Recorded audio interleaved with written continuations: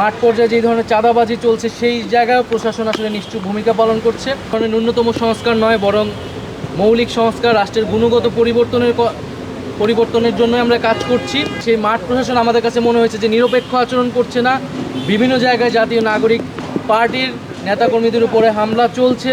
মূলত বর্তমান রাজনৈতিক পরিস্থিতি, সংস্কার কার্যক্রম এবং নির্বাচন বিষয়ে তাদের প্রধান ফোকাস ছিল। এছাড়াও দেশের সংখ্যালঘুরা তাদের নিরাপত্তা সহ বাংলাদেশের সামনের রাজনীতি কোন দিকে যাবে এবং আমাদের রাজনৈতিক দলের গঠন প্রক্রিয়া, সাংগঠনিক কার্যক্রম, আদর্শ ইত্যাদি বিষয়ে তাদের আগ্রহ ছিল। আমরা আমাদের জায়গা থেকে ব্যাখ্যা করেছি আমাদের রাজনৈতিক দল কোন প্রেক্ষিতে, কেন এবং কোন লক্ষ্য নিয়ে এগিয়ে যাচ্ছে। সংস্কার বিষয়ে আমরা যেই প্রস্তাবনাগুলো সংস্কার কমিশনে দিয়েছি সেটি আমরা বলেছি এবং আমরা আমাদের যে তিনটি দাবি, বিচার, সংস্কার এবং গণপরিষদ নির্বাচন, সেটি আমরা সুস্পষ্টভাবে বলেছি। আমরা বলেছি যে আমরা এখানে কোনো ধরনের ন্যূনতম সংস্কার নয়, বরং মৌলিক সংস্কার, রাষ্ট্রের গুণগত পরিবর্তনের জন্য আমরা কাজ করছি এবং কোনো ধরনের পরিবর্তন ছাড়া নির্বাচনের দিকে গেলে সেই নির্বাচনটি গ্রহণযোগ্য হবে না। সেই নির্বাচনে জাতীয় নাগরিক পার্টি অংশগ্রহণ করবে কিনা সেটাও বিবেচনাধীন থাকবে। আমরা আমাদের যে তিনটি এজেন্ডা নিয়েই সারা দেশে কাজ করছি এবং বর্তমান সময়ে যেই মাঠ প্রশাসন রয়েছে সেই মাঠ প্রশাসন আমাদের কাছে মনে হয়েছে যে নিরপেক্ষ আচরণ করছে না।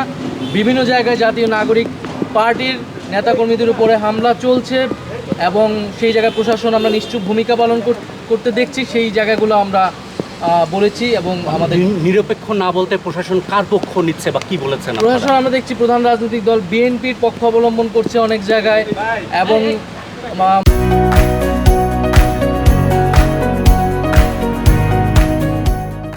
মাঠ পর্যায়ে যে ধরনের চাঁদাবাজি চলছে সেই জায়গায় প্রশাসন আসলে নিশ্চুপ ভূমিকা পালন করছে।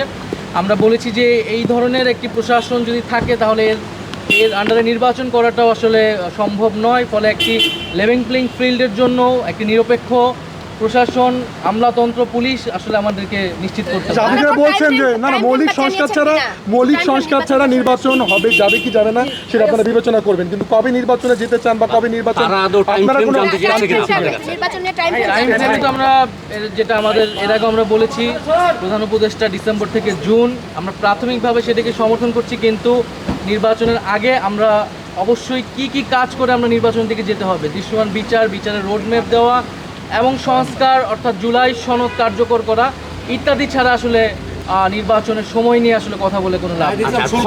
এবং রোহিঙ্গা বিষয়ে কোনো কথা হয়েছে কিনা?